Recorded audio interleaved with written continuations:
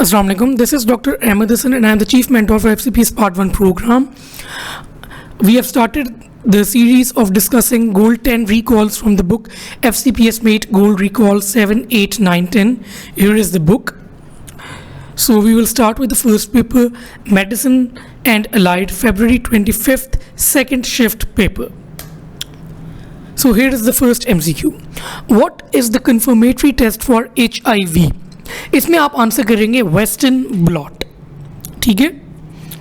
अब इसमें दो चीज़ें बहुत इंपॉर्टेंट हैं याद रखने के लिए. एक तो कि अगर वो पूछते हैं कि एडल्ट में आपने HIV को कंफर्म करना है तो आप क्या करेंगे, you will go for western blot.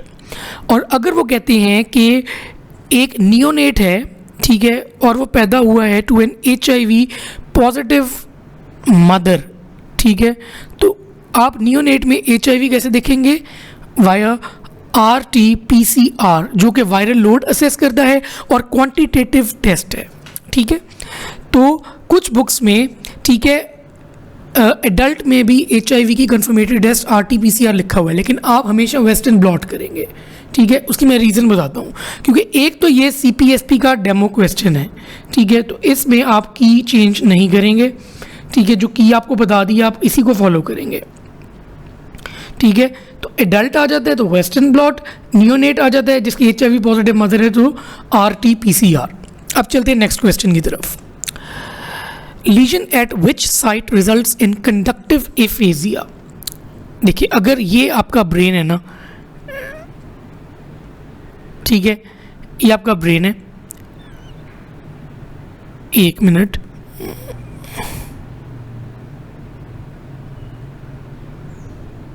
ये ब्रेन है. ठीक है. तो ये आपका आ गया ब्रोकाज एरिया, ये आ गया आपका वर्निकीज एरिया. ठीक है. जो ब्रोकाज एरिया होता है वो है motor. This is motor area, that is Broca's area. This is Wernicke's area, that is sensory. And the fasciculus that is joining the Broca's and the Wernicke's, जो कंडक्ट कर रहा है चीज़ों को, सिग्नल्स को between these two centres, is the arcuate fasciculus. अगर Broca's area का damage होता है, अगर ब्रोकाज एरिया डैमेज होता है तो फिर ब्रोकन एफेजिया होगा, मोटर एफेजिया होगा, नॉन फ्लुएंट स्पीच होगी. अगर वर्निकीज एरिया उड़ता है, सेंसरी एफेजिया होगा. ठीक है. सेंसरी एफेजिया होगा, फ्लुएंट एफेजिया होगा, बोलता रहेगा बंदा, उसको ये नहीं पता होगा वो क्या बोल रहा है. और अगर ये जो आर्कुएट फेसिकुलस है जो इन दो एरियाज को जोड़ रहा है, ये डैमेज होता है तो फिर कौन सा एफेजिया होगा, कंडक्टिव एफेजिया. Conductive aphasia. तो यही पूछा हुआ है, lesion at which site results in conductive aphasia. The answer will be arcuate fasciculus. Theory पढ़ लें इसकी. Pulmonary vein drains varix drains into left atrium. मैं आपको बताता हूँ किस तरीके से. ये आया आपका राइट एट्रियम, ये आया राइट वेंट्रिकल, ये आपके आ गए लंग्स, ये आ गया लेफ्ट एट्रियम, ये आ गया लेफ्ट वेंट्रिकल. ब्लड आया राइट एट्रियम से राइट वेंट्रिकल में, वाया पल्मोनरी आर्टरी गया into the lungs, via pulmonary vein back into the left atrium, और फिर लेफ्ट वेंट्रिकल और फिर बॉडी को. ठीक है. तो अब पल्मोनरी वेन वेरिक्स का मतलब है कि पल्मोनरी वेन की varix, abnormal dilation of the pulmonary vein is called the pulmonary vein varix. और वो भी वहाँ पे ड्रेन करेगी जहाँ पे पल्मोनरी वेन ड्रेन कर रही है, इनटू द लेफ्ट एट्रियम. ठीक है. यही बात है. Pulmonary vein varix also sometimes termed as the pulmonary venous aneurysm refers to a localised aneurysmal dilation of the pulmonary vein. Congenital origin की होती है, anomalous dilation of the pulmonary vein with no evidence of increased venous pressure. लेकिन ये fill होती है at the same rate as the pulmonary vein और drain करती है थोड़े से डिले के बाद इनटू द लेफ्ट एट्रियम. यही पूछा हुआ है कि कहाँ पे ड्रेन कर रही है. ठीक है. अच्छा, अगला एमसीक्यू है first line drug of GCT, generalised tonic clonic seizures का. टोपिरामेट है. टोपिरामेट बेसिकली जो आपका इनहिबिटरी न्यूरोट्रांसमीटर है ना, गैबा, ठीक है, उसके जो रिसेप्टर्स होते हैं गैबा रिसेप्टर्स, उनको पोटेंशिएट करता है, गैबा रिसेप्टर्स को बेसिकली उनको एक्टिवेट करता है, तो गैबा रिसेप्टर्स इनहिबिटरी इफेक्ट होता है, ठीक है। तो बेसिकली ये पोटेंशिएट कर रहा है एक्टिविटी ऑफ गैबा जो कि न्यूरोट्रांसमीटर है, ठीक है, क्योंकि ये डायरेक्टली इनहिबिशन करवा रहा है via activating the inhibitory receptors, ठीक है। तो अल्टीमेटली ये फर्स्ट लाइन ड्रग है for generalise tonic clonic seizures, ये आपको रेटाफाई करना पड़ेगा, इम्पॉर्टेंट है, ठीक है, ये रेटाफाई करें। आगे भी एक आएगा जो आपको रेटाफाई करना पड़ेगा। Unsaturated fatty acids are present in soybean. Soybean oil नहीं होता जिसमें आप लोग खाना वगैरह भी पकाते हैं, तो उसमें अनसैचुरेटेड फैटी एसिड ज़्यादा होते हैं, ठीक है। तो आपने ये याद रखना, सोयाबीन डिटेल इसकी पढ़ लें अगर आप पढ़ना चाहते हैं, नॉट दैट इंपॉर्टेंट, लेकिन ज़्यादा इसमें इंपॉर्टेंट यही है कि आपको ये पता होना चाहिए कि unsaturated fatty acids are present in soybean. अच्छा, नेक्स्ट क्वेश्चन है which drug increases the effect of diazepam? Fentanyl, ठीक है। अब मैं आपको बताता हूँ, बेसिकली जो आपके बेंजोडाइजेपीन्स हैं और जो आपके ओपिएट्स हैं, ये दोनों एक्ट कर रहे होते हैं और ये गैबामिनर्जिक न्यूरोट्रांसमिशन को ना पोटेंशिएट करते हैं, ज़्यादा करते हैं, ठीक है, वही वाली इनहिबिशन वाली बात ही है। अब ये डायजेपैम जो है इट इज़ अ बेंजो, जो फेंटेनाइल है इट इज़ एन ओपियोइड, ठीक है। तो उसने यही पूछा कि which drug increases the diazepam effect of diazepam को ज़्यादा क्या चीज़ कर रही है? ओपियोइड। ओपियोइड कौन सा होगा उस ऑप्शन में? फेंटेनाइल, ठीक है। अब पढ़ भी लें इसको। Obtained results indicate that benzodiazepine potentiates the antinociceptive and cataleptogenic effects of opiates and their inhibitory influence on the methylphenidate stereotype. All these actions seem to be related to facilitation of GABAergic neurotransmission by benzodiazepines. वही वाली बात हो गई, ठीक है। अब चलते हैं नेक्स्ट क्वेश्चन की तरफ। Nasopharyngeal carcinoma association with virus, EBV। EBV है आपका Epstein Barr virus, Epstein Barr virus. EBV से रिलेटेड 3-4 चीज़ें जो बहुत पूछी गई हैं ना, एक तो EBV एक वायरस है जिसके खिलाफ वैक्सीन नहीं है, एक दो दफ़ा ये पूछा गया है। एक ये पूछा गया है कि बर्किट लिम्फोमा जो है वो EBV की वजह से होता है। एक ये पूछा गया कि सीमिक जो होती है ट्रांसक्रिप्शन वो भी EBV की वजह से होती है।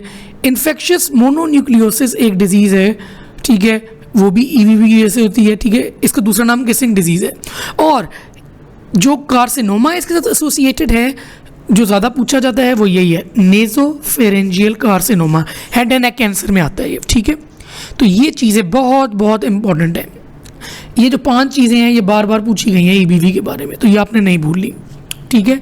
वैक्सीन नहीं है, बर्किट लिम्फोमा कराता है, सीमिक ट्रांसलोकेशन होती है, इन्फेक्शियस मोनो करवा रहा है और नेजोफेरेंजियल कार्सिनोमा करवा रहा है। अब पढ़ लें इसका text. Epstein Barr virus is associated with multiple types of human cancers including lymphoid and epithelial cancers. The closest association of EBV infection is seen in undifferentiated nasopharyngeal carcinoma which is endemic in the southern Chinese population, ठीक है। अब चलते हैं next. Fungus that invade rhinosinusitis और causes thrombosis. इसमें जो answer है ना वो है म्यूकोरमाइकोसिस, म्यूकर। इसमें आपने याद ये रखना है, जो इंपॉर्टेंट तरीन चीज़ है ना, ठीक है, वो ये है कि ये बेसिकली म्यूकर जो है ना, ठीक है, ये इन्वेजिव भी और डिसेमिनेटेड भी इन्फेक्शन कॉज करती है, ठीक है, और ये डिसेमिनेट करती है फ्रॉम लोकल साइट्स, ठीक है। एक तो चीज़ ये याद रखनी है। इसके अलावा अगर कहीं पे डायबिटीज़ का जिक्र आ जाए, ठीक है, कि डायबिटिक पेशेंट है उसमें फंगल इन्फेक्शन है, तो उसमें भी ज़्यादातर म्यूकोर ही होती है, म्यूकोरमाइकोसिस कहते हैं। इसके साथ जो दूसरी ऑप्शन आती है ना वो ये है एस्परजिलस, लेकिन आपने म्यूकोर को प्रेफर करना है ओवर एस्परजिलस, ठीक है, क्योंकि ये क्लियरली रिटन है इन फर्स्ट एड, ठीक है। Fungal infections of the paranasal sinuses usually occur in the individuals who are immunocompromised. However, recently the occurrence of fungal sinusitis has increased in the immunocompetent population. The most common pathogens are Aspergillus and Mucor.